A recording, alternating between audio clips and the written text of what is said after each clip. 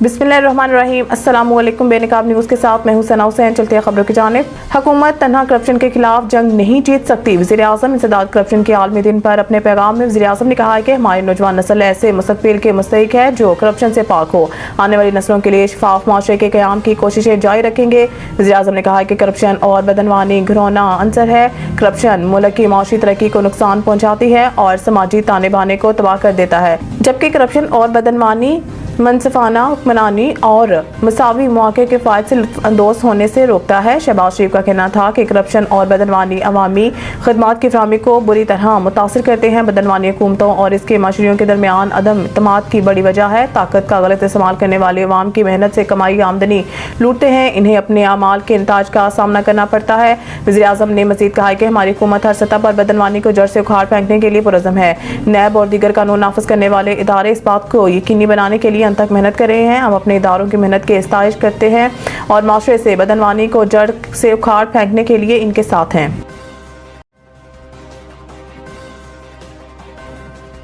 फौजी अदालतों में सिविलियंस के ट्रायल रोकने से मुतालिक दरख्वास्त खारिज। साबिक चीफ जस्टिस पर जुर्माना आयद। जस्टिस अमीनुद्दीन की सरबराही में 7 रुकनी आईनी बेंच ने फौजी अदालतों में सिविलियंस के ट्रायल से मुतालिक दरख्वास्त पर समाअत की। साबिक chief justice Pakistan Jawad S Khawaja ने सिविलियंस के फौजी अदालतों में ट्रायल, जबकि सीनियर कानूनदान एतजाज एहसन ने 26वीं आईनी तरमीम के खिलाफ दरख्वास्तों का फैसला होने तक समाअत न करने की दरख्वास्त दायर की थी। अदालत ने जवाद एस ख्वाजा के वकील से इस्तफसार किया कि आईनी बेंच को तस्लीम करते हैं, जिस पर वकील ने कहा है कि मैं आईनी बेंच का दायरा अख्तियार तस्लीम नहीं करता। जस्टिस जमाल मंदोखेल ने साबिक chief justice Pakistan Jawad S Khawaja के वकील से कहा फिर आप कमरा अदालत छोड़ दें, जिस पर वकील का कहना था कि मौजूदा आईनी बेंच जुडिशल कमीशन ने नामजद किया है। जस्टिस जमाल मंदोखेल ने इस्तफसार किया 26वीं आईनी तरमीम कालअदम हो चुकी है, जबकि जस्टिस मोहम्मद अली मजहर का कहना था कि आपकी तरफ से ताखीर हरबे इस्तेमाल हो रहे हैं। हर समात पर ऐसी कोई ना कोई दरख्वास्त आ जाती है। 26वीं आईनी तरमीम कालअदम हो जाए तो अदालती फैसलों को तहफ़्फ़ुज़ फराहम किया जाता है। जिन लोगों को मिलिट्री कोर्ट्स में ज़ेर हिरासत किया वो भी यही चाहते हैं।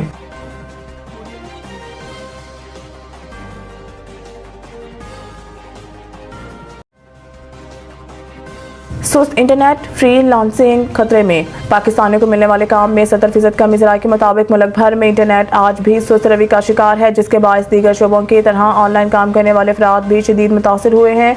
फ्री लांसर्स का दावा है कि इंटरनेट के सुस्त रवि से पाकिस्तानियों को मिलने वाले काम में 70% कमी आई है। फ्री लांसर्स का कहना है कि इंटरनेट की रफ्तार कम होने से इन्हें असाइनमेंट वक्त पर देने में मसाइल का सामना है।